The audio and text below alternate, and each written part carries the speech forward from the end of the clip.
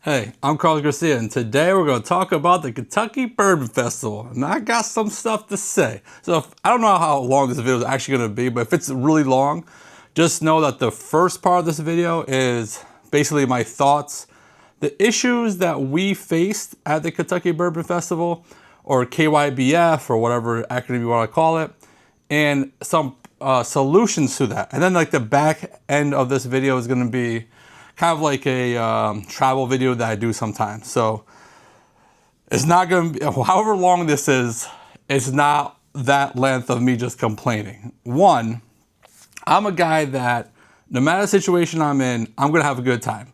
Even when I was deployed to Afghanistan in 06, we had a good time when we could. So I'm always about having the best time possible no matter the situation. KYBF overall was great, but there's definitely things that could have been improved, and I got a list and I got the problems and I have possible solutions. Now, I don't know how to event or plan on one of these big ass events, so maybe some of these solutions can't be done, but I think most of the solutions can be done. So let's get right into it. So basically you could have gone there in 3 different mindsets. You could have went there and spent, got the $7,000 ticket, got the watch. There was like 25 people in that group. They got in before everyone else. They could buy whatever they want. They had shuttle service. They had a hotel. They spent $7,000 for it, but they basically were able to flip their watches and flip some of the bottles they got and still keep a bunch of bottles and enjoy the whole thing. Or they could have flipped all the bottles and made money off of it. So I've already seen a lot of secondary sites, a lot of the bottles from KYBF. That's one way. Super investment right in the front. You could also have paid the $170-ish for general ticket, and you know you would have got in there 1 hour later, so you would have came in the gates at noon. And for that line, it did not really matter if you camped out at all, because you already had the whatever amount of VIPs that were already in there before you, already in line. So you could have just showed up at noon and walked in and not camped out. Because I camped, so I had the VIP ticket for Saturday, Sunday, and I had general for Friday. And we got there early Friday, got nothing. We'll get into it more. But the general ticket is the cheapest way to get in, and you could still have a really good time. If you were planning on getting a lot of bottles, like big bottles, like Cellar Age, any of the Heaven Hill stuff, you know, Knob Creek 21, you could have if you got lucky. You know what I mean? It was more of like a lucky type thing. You could have still had a great time. You could have gone to all the craft area and enjoyed it. So there's that type of mindset. Now, if you paid up the $700 or $800, or I think the $1,400 ticket for the VIP, and all those tickets got in at 11, you were probably frustrated as shit, to be very honest with you. That's the line that people had to camp out for. People were camped out like midnight or before in the front because they were able to get in there first, behind the watch people, 7K people. You pay up so you can get in there first, and you wait in a line for an hour. General comes in, and you still aren't at the front of the line for the bottle you get to, and then they sell out. So what the heck's the point of getting a VIP if you just wasted an hour in line and didn't even get the bottle? So very frustrating, but we'll get into a little bit more of I think the VIP tickets, that those people probably have the most to complain about it, because you paid up for it to kind of hopefully get a bottle, then you might have not even gotten a bottle, but we'll get into it. Okay, so let's start off with the very first thing that was already a bad thing with the whole process: buying the tickets. So when they first dropped, months ago, I went with 9 people. All 9 of us were sitting on our computers or phones or whatever, all ready to click on pay now. The website crashed, tons of technical issues. 4 out of the 9 of us got the VIP. 5 of us did not. So obviously, to fix that problem, server, whatever you need fixed on the tech side of that. Also part of that is you were able to buy 10 tickets, which is stupid, I think. It should be capped at 2. If you want to buy one for you and your spouse, make sure you both are going. Okay, it's not like you could bring your kids there, so I don't know why you could buy 10. So if you cap it at 2, I think it'd be a lot more. The VIP sold out within seconds. Now, I did hear from a couple of people at the event. So what ended up happening was you put the ticket in your car and it's supposed to be there for 10 minutes. But like for me, it kept saying issues, sold out. And I'm like, crap, what? How did it sell out so fast? What people were saying is that after the 10 minutes, all those tickets with the technical problems and stuff went back into the pool, and they were able to buy them after the 10 minutes once those got cleared. Now, you get frustrated after a few minutes. They keep saying sold out. I just gave up. That's, I guess, on me for not trying in 10 minutes. But I ended up buying the general ticket. Maybe I'll talk a little bit more how I got this. I traded with someone at Pay. He didn't want to go Saturday, or Saturday early. So anyways, so I got to experience the general and VIP, so I could talk about both. So off of like what ticket, so I kind of explained like the 3 different types of mindset, and I'd really have to be on you on what ticket to buy, kind of seeing what you want. If you're going there and you want to get as many of the most exclusive bottles there possible, then get the big $7,000 ticket. You're gonna get them all.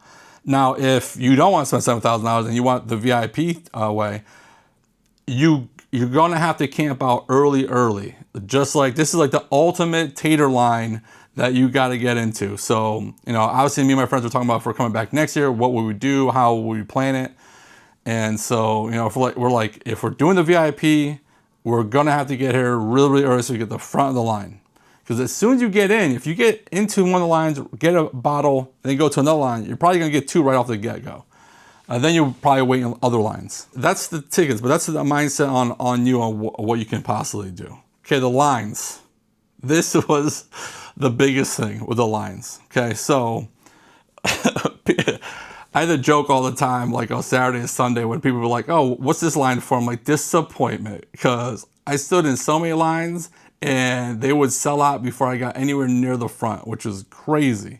Okay, so one of the lines that was like the line that all the VIPs went to basically every morning was the Heaven Hill line, because Heaven Hill dropped the OFIT VVS Parkers on Saturday and the VVS again on Sunday, and everyone went to the line. When I went on Friday into through General Mission at noon, the line was wrapped around the entire Legacy area. It was crazy. Now, the VIPs that went on Friday, the 4 of them, all got the VVS. But that was the only time any of us got anywhere close to the front. Saturday, the Parkers sold out real quick. The VVS on...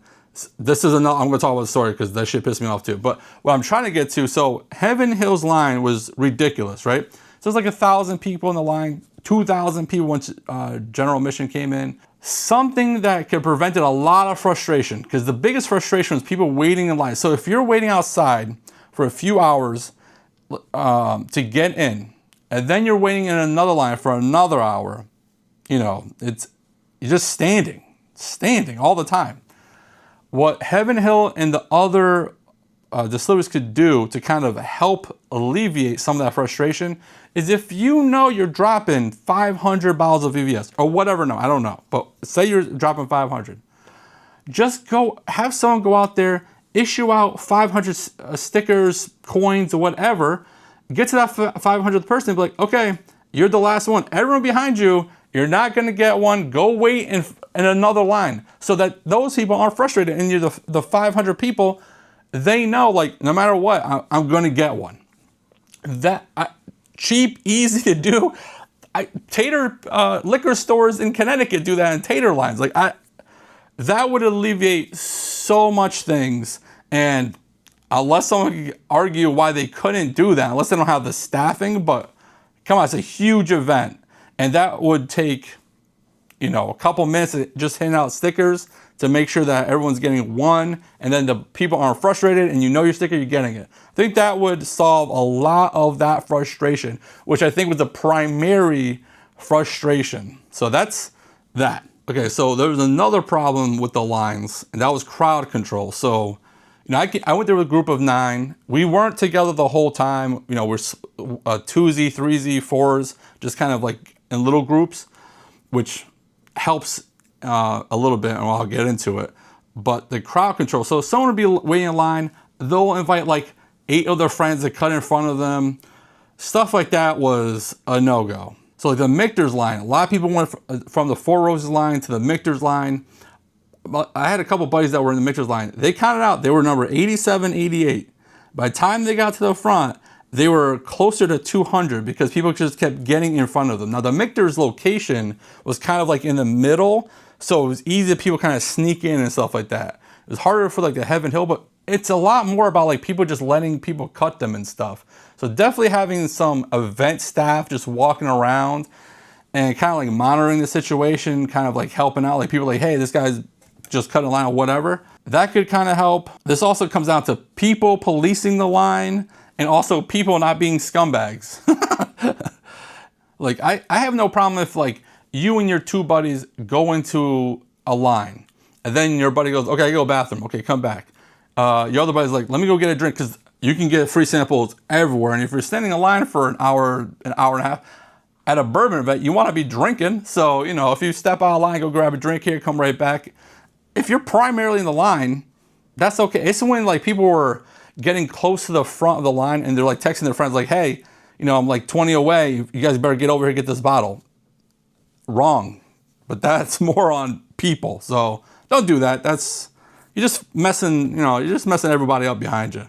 So again with the lines. So the people that watch, they can go in there and grab whatever they want. I don't care what any of a vendor said. I saw plenty of them with multiple bottles of the same bottle coming right out of the things. So people are like, oh, you only got 1 bottle. Not true. Plenty of those watch people got tons of bottles. So they swiped out whatever they wanted before VIP got in there. If VIP goes in there, the first few people ran right to Heaven Hill, got their bottle, put that crap in their locker, and went right back into the line to get a second one. And that's not okay. It's supposed to be 1 bottle, I think, per day. So we were all given these bracelets, and they scanned at every single distillery vendor, like to get in, out. And so I don't know if they actually, if you scan it at the distillery, if it'd be like, okay, Carlos is here. And then I scan it again, like in 30 minutes, like, oh, Carlos was here 30 minutes ago. I don't know if they could actually use this. A lot of the vendors weren't even making people scan in anyway, so that, that'd be on the vendors. Something though that I thought about earlier today was obviously people are running in, getting that bottle, putting it in the locker, and then going back in line because they got in so fast they could still get like maybe top 100, 200 to get another bottle. What they could do, and I don't know if this will piss off more people or not, but I think it alleviates some stuff. And you could do this when you're handing out stickers. So instead of releasing the bottles, now for the watch people, they're going to go in there, they got their 10-minute head start, whatever. But as soon as 11 o'clock comes in, or the VIPs are going in, pause sales for like 5 minutes. Let that line form up, because by the time the first people get that bottle and try to come back into the line, they're probably already outside of that, 500 or whatever. So maybe pause, like don't sell right away. Use that time to hand out those stickers or coins or whatever. And then you see that the line's kind of going, and then start selling it. Then people can't get 2 bottles, taking away a bottle from someone else. Again, something people can do. You didn't have to sell bottles right away. I don't think that was a requirement by the event people or the distilleries. So I think letting the lines form up, especially if the big ones, not the smaller ones, who cares? But like the Heaven Hill. Heaven Hill was the big line situation. So a lot of it had to do with the lines, because that's pretty much like the big frustrating thing. So hope some of that helped with that stuff. Now, a couple other things that I think they could have done a little bit better is the weather hydration stuff. So I kind of put this together. I saw 2 different water areas that you can go, and they had cups and you could fill it up. I would recommend you bring in a refillable container, because the cups ran out, so you couldn't even get water into a cup unless you get a sample cup. So definitely bring a refillable container so you can get some water. I only saw 2, so I'd recommend putting a couple more, because Friday was hot as shit, and we'll get into the weather right now. So Friday was hot. Saturday was kind of like rainy a little bit. Sunday was pretty good weather. What they could do to kind of help, now you're standing, you're outside the line, outside the event, standing for hours, probably in the sun, unless you're lucky you're under a tree or something. And then you go in, you're standing again, probably in the sun, because inside in the Legacy area, especially in the Heaven Hill area, the only tent that was out there was for the lockers, but basically where everyone was lined up was out in the sun. So I would recommend having more like canopies, more tents, just for more weather. Now they lucked out a little bit of weather, but man, if it was pouring, just standing there, that would suck. If it was crazy hot without the shade, that would suck. You know, having a couple swamp coolers around. They had, again, in the locker area, they had some fans, but I think they could have done that a little bit better. Now in the craft area, there's a lot of trees, so that wasn't that big of a thing, but especially standing the Heaven Hill line, that was, the Heaven Hill line was just doomed from the get-go. But I think you could definitely put some more money into providing more shade and water and stuff like that type of thing. Now we get into some lies, and this shit just pissed me the F up. So people were, you know, there's rumors, there's false information. People were lined up for bottles that weren't even being released. It was chaos with the misinformation out there.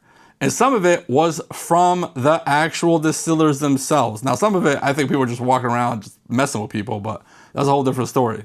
So one of the things that happened, Heaven Hill on Sunday, VIP goes in there. I camped out the earliest that day. I was so close to the front for the VVS. I was finally I'm going to get one. And they said, nope, no more. I'm like, oh, damn it. Another line of disappointment. And I was like, okay, let me go somewhere else. So I go get disappointed at Woodford Reserve, and then I finally get happy at Dark Arts. So we walk back, and there's a big line at Heaven Hill again. We're like, what is going on at Heaven Hill? Heaven Hill told VIPs that they sold out, let them all go away, wait until general admission came in, and then dropped another 300 VVSs. Now, I understand from a general admission perspective, that's awesome, right? You got a chance at it because you didn't have a chance at it the days before. But I don't know, release it later in the day so everyone has a chance at it. Don't lie people straight to the face. If like we don't have it anymore, they all leave, and then 30 minutes later you open it back up so that general can get it. Like that was, I don't know, a bad way of doing that. And then Old Forester, they printed out saying that they were going to drop birthday bourbon at noon on Sunday. They decided not to do that. That was like, what? Oh man. So that was, you know, the distiller just lying about stuff. So something I would say for a solution for this, and some distilleries did this, and I think that they're smarter. So for the misinformation, because people were camped out in front of Four Roses on Sunday thinking that they're going to release the LE for 2025 because they did it the 2024 on Saturday. So people just started camping out, and Four Roses kept telling the people in the lives, like, we're not releasing it. And what they did the day before is they put a little A-frame sign in front of their area and saying, hey, we're releasing this bottle at this time. Start lining up at this time. Now, by the time they put the sign out there was a line because people already started talking that they were going to drop. That's actually one of the ones I kind of got good intel and got in the line real early for that. If more distilleries put out signs, you know, told people it's like, hey, at this time we're releasing this, and then people kind of know, like, okay, what am I prioritizing? Like, Heaven Hill's dropping this at this time, Makers is dropping this at this time. Like, what do I want more?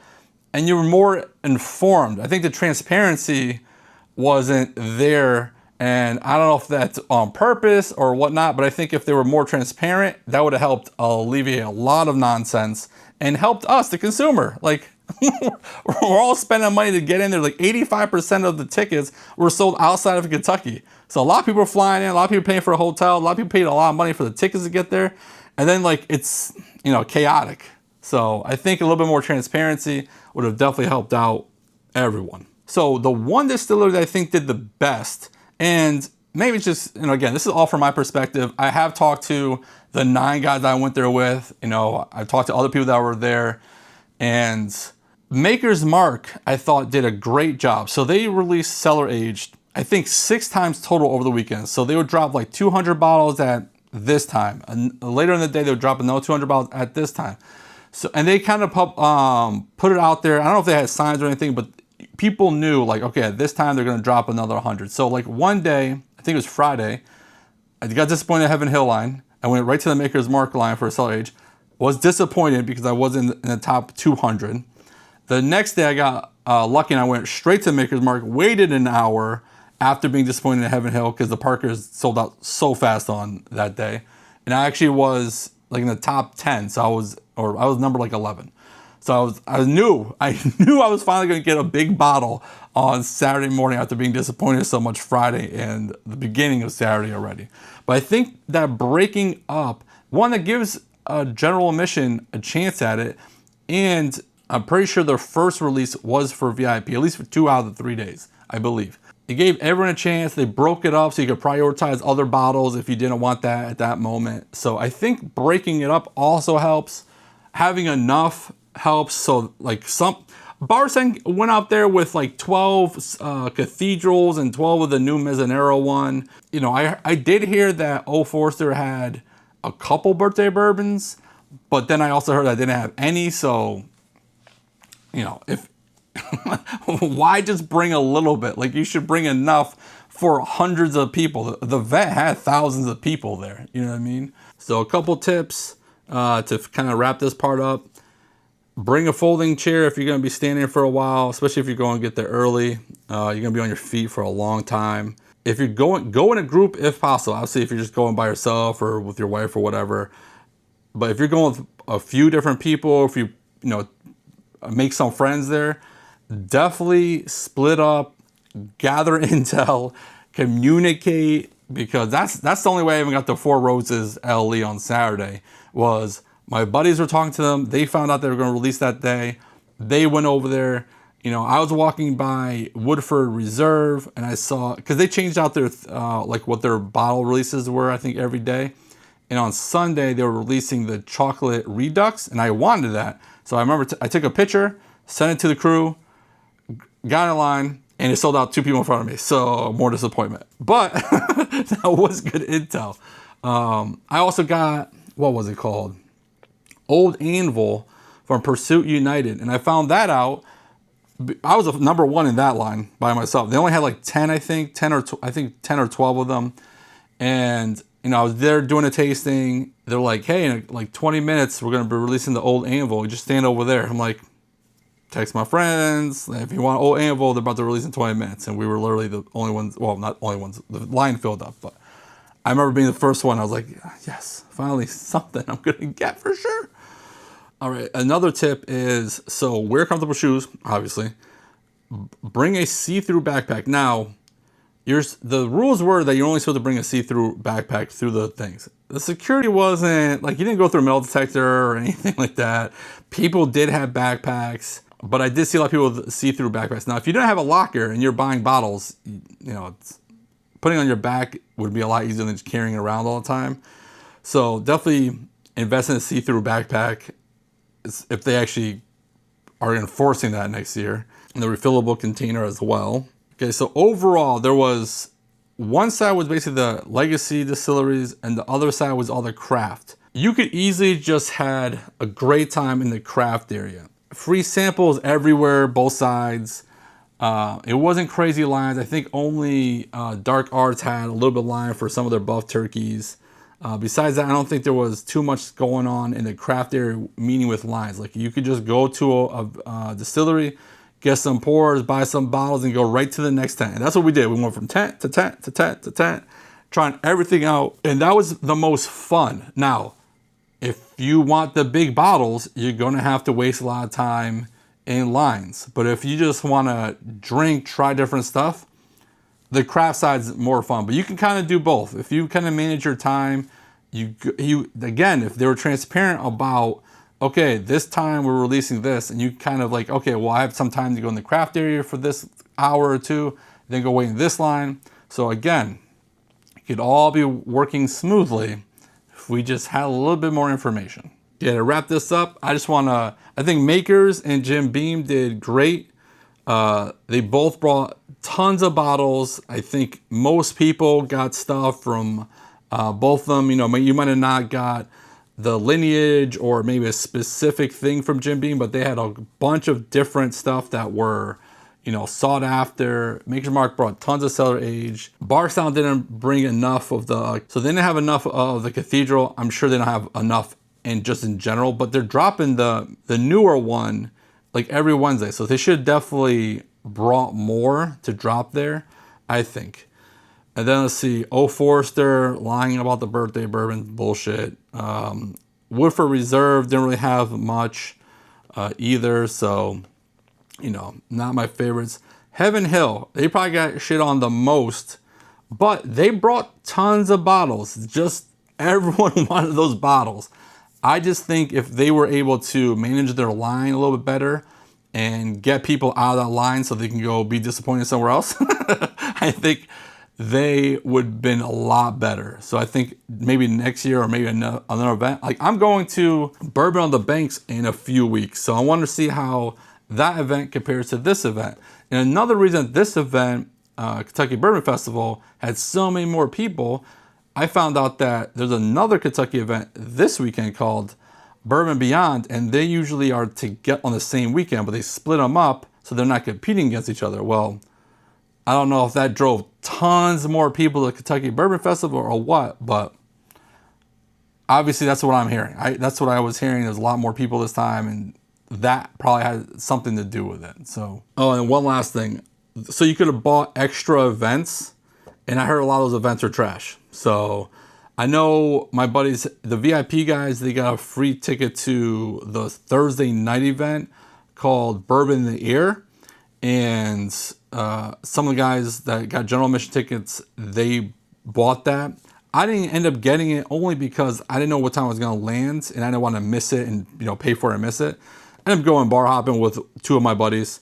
But the six of them that went, they said it was an okay time. They didn't really get any bottles or anything like that, but they had a few different pours and stuff like that. They left early. They were back at the Airbnb like around 9. So couldn't have been that good of an event because it was from 6 to 10. So I already see that this is like 32 minutes, so I'm probably not going to put the videos together because I just rambled on for forever.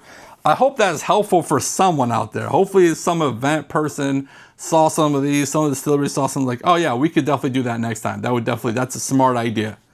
Hopefully, right? What I'll do is on the next video, on Monday's video, I'll push back my my best of the year videos, and I'll drop my actual video of the event, which, you know, just a travel video, me and my friends having a good time there. Again, overall, great time, even at the event. Like, overall, the trip was amazing because the Airbnb was a shitload of fun, crazy bottle shares. We went to bars, had crazy pours.